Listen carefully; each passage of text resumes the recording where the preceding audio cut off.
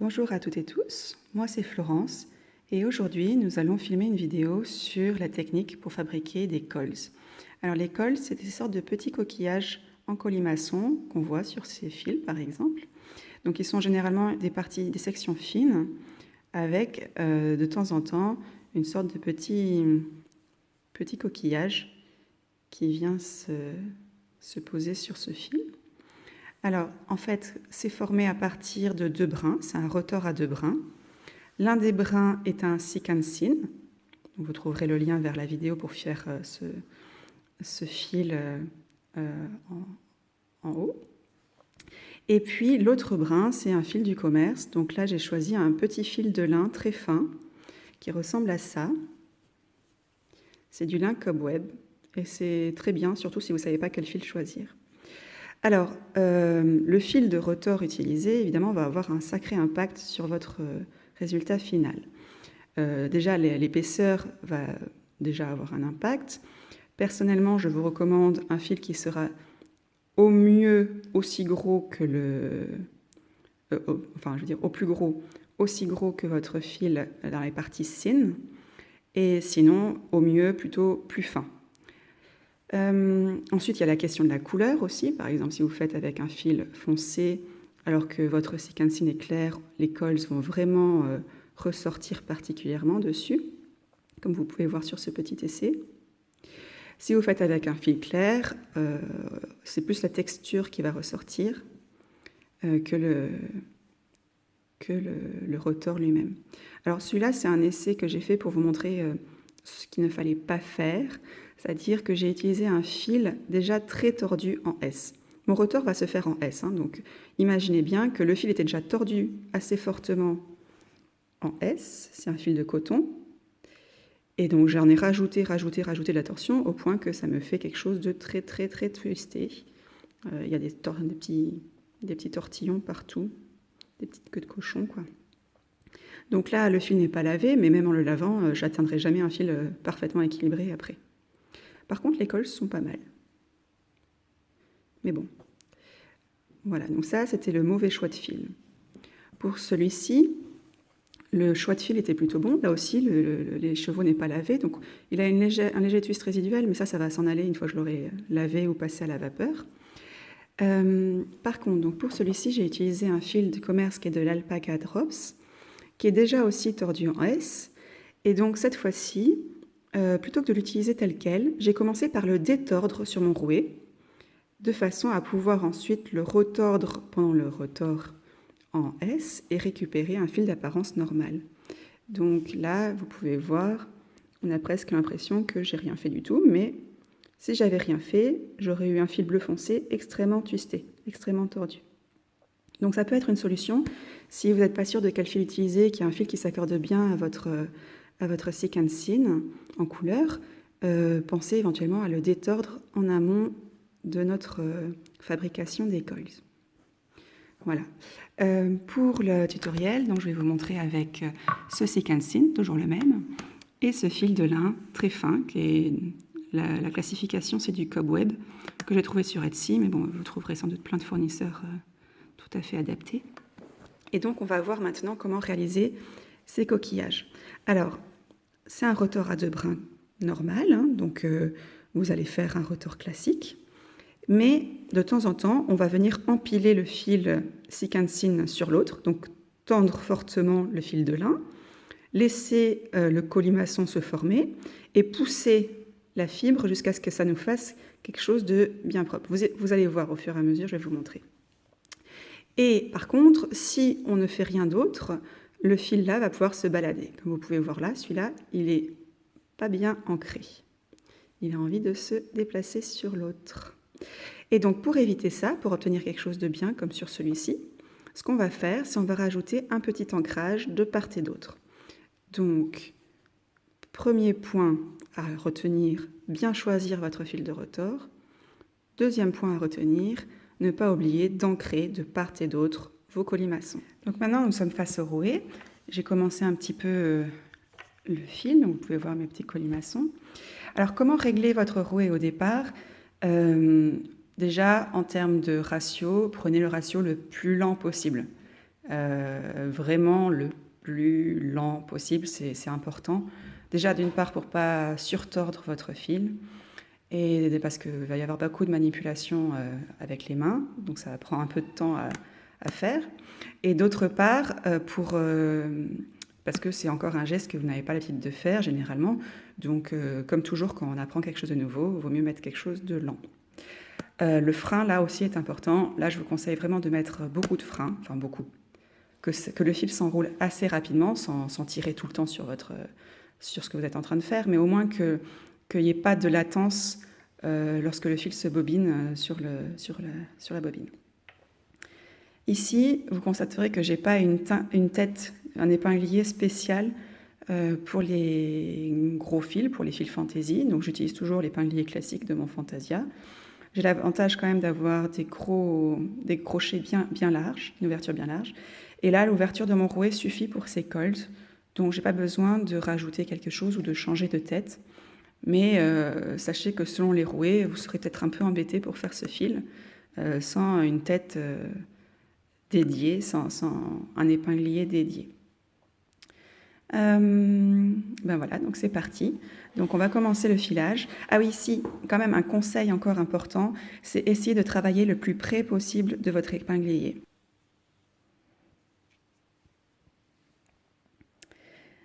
Donc pour le geste, là j'arrive à un endroit où il y a un slub. Donc je vais commencer par ancrer mon fil en amont.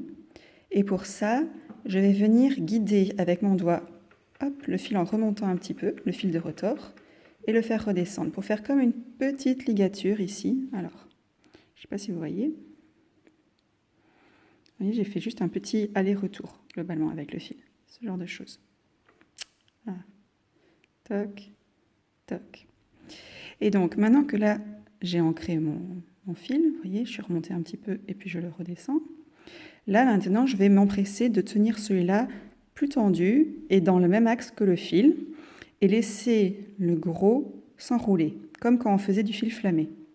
Donc pour ça, je relance mon rouet, hop, je le laisse s'enrouler, hop, et quand on revient vers le fin, je pousse le long de mon fil fin, le long de mon fil du commerce, jusqu'à obtenir un col. Et là, même topo, donc on a envie de les laisser continuer à faire le retors, voilà. Mais on va venir d'abord ici, ancrer notre col pour éviter qu'il bouge, parce que sinon il va s'en aller. Voilà, donc ici je vais venir recommencer la même opération. Je le laisse remonter un petit peu, je le guide éventuellement, et je laisse redescendre. Et voilà, mon col est terminé. Donc là, j'ai mon petit coquillage. Et je le laisse rentrer dans le rouet. Alors, des fois, ça ne veut pas tout à fait, donc il ne faut pas hésiter à le guider pour qu'il s'enroule quand ils sont un peu épais. Des fois, il faut avoir l'œil. Donc, me revoilà à une partie épaisse. Donc, j'ancre mon col. Je tiens mon fil bien droit, je laisse l'autre s'enrouler. Je pousse. Ah, là, je dois avoir une légère surépaisseur de mon fil de lin. Ouais, ici, on voit, il y a une petite surépaisseur. Ce qui m'empêche un peu de le pousser. Donc, on va faire en plusieurs fois. Tac. Il sera un peu moins net celui-là, mais bon, tant pis. Voilà. Et donc ici, maintenant que... Ah, zut. Et donc ici, je viens ensuite raccrocher mon col.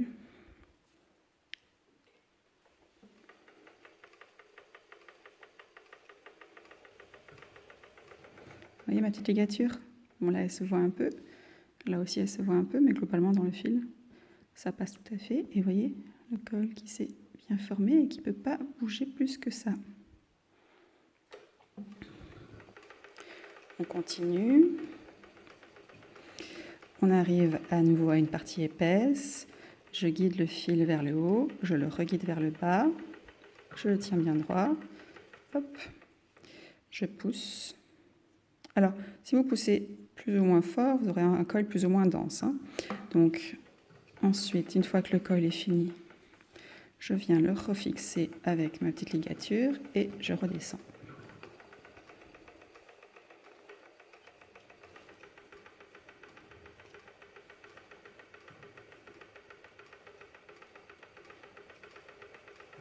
voyez comme j'accompagne avec ma main gauche le fil du commerce pour qu'il remonte le long du fil. Alors je vais le faire plus doucement à la prochaine occasion que je trouve.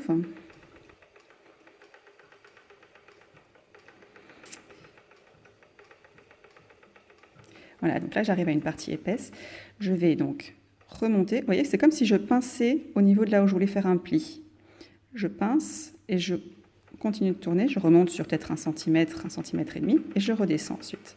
Et là, je le tiens droit de façon à pouvoir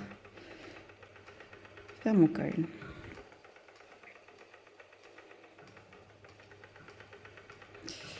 Et si vous avez du mal, tenez les mains le plus proche possible de l'épinglier, hein, toujours, pour ce genre de fil. Ça vous aidera à mettre moins de twists. Alors là, de nouveau, mon fil est peut-être pas assez lisse à cet endroit-là. Donc j'ai un peu de mal à le pousser, mais ça vient quand même.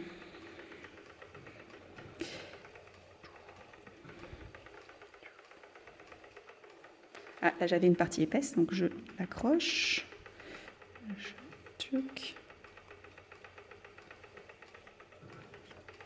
Alors c'est pas un geste évident, hein. Soyez gentil avec vous-même. Il m'a fallu un peu de temps pour me remettre en tête d'ailleurs la technique pour filmer ces vidéos, parce que c'est pas un fil que je file très souvent. Et ça demande un petit peu de pratique.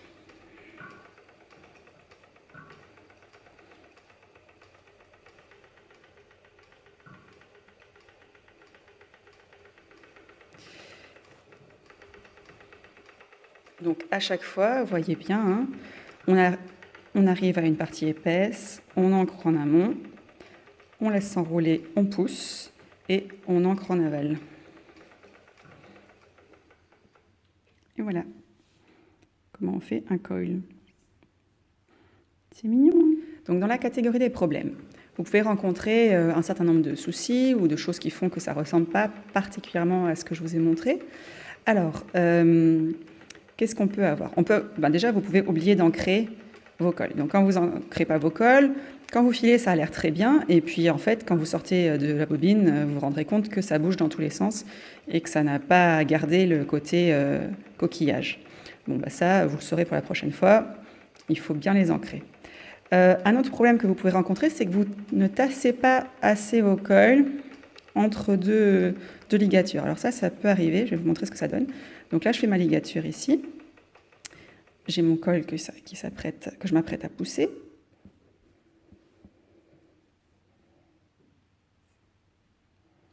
Voilà, mettons ça. Ma ligature, elle est là. Alors, ce serait mieux si ça focalisait. Voilà, ma ligature est là. Là, j'ai l'impression que c'est bien. Mon col, il est joli. Sauf qu'en fait, il a plein de marges. Et si je fais une ligature trop basse, après, vous voyez ce qui peut se passer une fois qu'on l'a sorti de la bobine. Déjà, mon coquillage ne ressemblera pas vraiment à un coquillage. Et puis, ça va avoir tendance à bouger. Et puis, ça peut s'accrocher facilement aussi. Donc, vous pouvez vous retrouver avec le fil qui se tire et puis une boucle qui sort. Donc, dans ces cas-là, la solution, elle est simple sur le moment. Vous poussez davantage pour qu'il soit plus dense. Si vous en rendez pas compte tout de suite, c'est pas grave, ce sera l'occasion de pratiquer un nouveau fil. Voilà. Après, évidemment, je vous avais dit, le choix de fil de rotor est crucial, hein. Si vous prenez un fil de rotor pas adapté, là, vous allez avoir probablement beaucoup plus de mal à filer les cols que si vous avez un fil qui est bien lisse, d'une part, et puis qui ait suffisamment de solidité et qui soit capable de résister à la torsion en S qu'on est en train de donner au fil. Parce que sinon, si vous avez un single, par exemple, qui était filé en Z, quand vous faites vos coils, votre single, il se défait et puis il va se déliter et se déchirer, tout simplement. Si vous avez déjà un fil qui a beaucoup de twists au départ, de même twist en S, vous allez surtordre. Donc, vous allez avoir quelque chose qui peut s'avérer être très, très rigide à la fin. Donc, un fil pas très agréable. Et puis, qui fera peut-être encore beaucoup de zigouigouis. Donc, essayez de choisir un fil solide, lisse, pour pouvoir bien glisser vos cols dessus. pour lequel la torsion en S n'est pas forcément gênante, et de préférence pas un single. Là, moi, j'ai un single, mais c'est du lin. Le lin a des fibres très longues, donc en fait, il ne peut pas se casser entre mes deux mains. C'est pas suffisant en longueur. Si je tenais mes mains à 1 mètre de distance, il est possible que le fil se déchire. Mais là, c'est pas assez. C'est pour ça que moi, je recommande du lin, éventuellement de la soie. Au moins, on est sûr que c'est solide. Généralement, les fils sont bien fins. Et peu importe le sens dans lequel vous allez twister, si ça défait le twist initial du fil, comme les fibres sont très longues, ça va tenir. Et si vous ajoutez du twist, généralement, c'est des fils qui supportent bien un peu de surtorsion. Donc ça n'a pas un impact trop douloureux, on va dire. Si jamais vous voulez utiliser un autre fil du commerce qui ne soit pas ce genre de matière, pensez éventuellement à donner en amont de votre fabrication de ce rotor au fil du commerce un twist en sens inverse. Là, mon rotor se fait en S, donc j'aurais pu aussi d'abord commencer par faire une bobine avec ce fil en le retordant en Z pour lui rajouter du twist Z, de façon à ce qu'au rotor, on revienne sur du fil équilibré.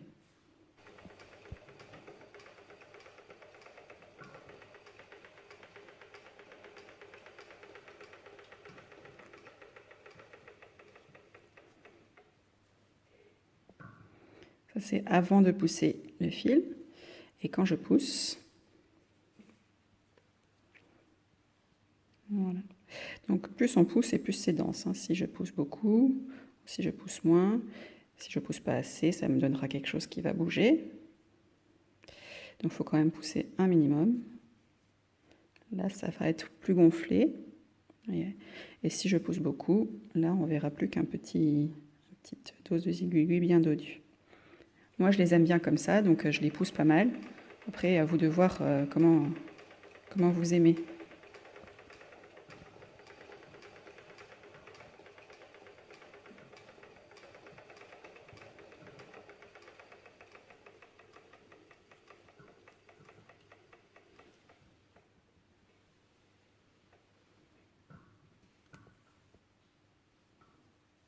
Alors souvent pour la ligature d'après le col, je laisse un peu s'enrouler avant de remonter et redescendre.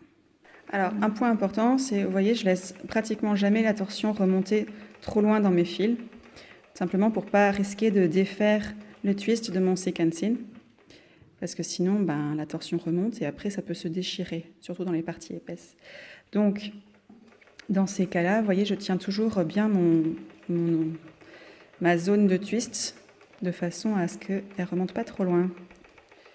Vous voyez, je pousse, mais je tiens toujours. Et même quand je fais la ligature, je tiens toujours, de façon à ce que le twist ne remonte pas. Alors ensuite, si vous avez suivi ma vidéo du fil flammé, rappelez-vous que, donc après avoir fait la ligature, c'est toujours mieux quand vous laissez le fil s'enrouler en spiral ply, donc en colimaçon autour de mon fil du commerce, toujours bien d'essayer de le tenir plus loin. C'est-à-dire que là, je vais essayer de le faire en même temps. Je vais glisser ma main d'un coup plus vite au-delà de la zone du fil, je ne sais pas si vous voyez, au-delà, avant de le pousser, pour que mon fil soit plus tendu, mon fil sequencing soit plus tendu quand je crée le colimaçon, et ça me fait quelque chose qui aura une apparence plus de différents brins bien distincts. Si vous souhaitez donner plus de twist à vos colimaçons, vous ne pouvez le faire qu'au moment où vous êtes avant la ligature de fin, c'est-à-dire que ici, je twiste, ici, je fais mon colimaçon, je pousse, et c'est qu'à ce moment-là que vous pouvez laisser un peu se twister davantage avant de faire votre ligature. Au-delà, quand vous donnerez du twist, il n'y aura plus rien qui va se passer là. Ça se passera forcément sur les parties fines. Donc, si vos colimaçons ne sont pas assez twistés, rajoutez de la torsion avant cette ligature-là. Et au fur et à mesure, vous voyez, ma bobine se remplit avec des tas de petits coils tout mignons. Il n'y a plus qu'à vous lancer. Alors, c'est une technique qui n'est pas forcément très facile à prendre en main. Donc, entraînez-vous. Changez, si vous avez vraiment beaucoup de mal, changez le fil de rotor. Ça aide souvent. C'est que le premier n'est peut-être pas le plus adapté. Et puis n'hésitez pas à poser des questions en commentaire si jamais vous avez besoin d'informations ou si vous rencontrez un souci que vous ne savez pas comment résoudre. Ça me fera toujours plaisir d'étudier la question et d'essayer de vous répondre. À très vite, au revoir et bon filage.